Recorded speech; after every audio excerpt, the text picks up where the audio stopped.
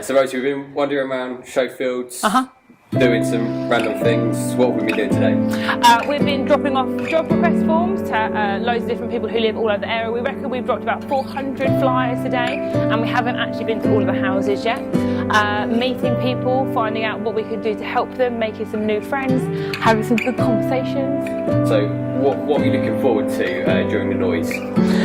What am I looking forward to? I'm looking forward to making 100 new friends and being able to serve people in their own homes. Like, so often people come out of their own homes and out of where they live to be served in a place by coming to cafe mornings or coming to other events that we do, and actually it's such a blessing to be able to go out and serve people where they are, and I'm pretty excited about that.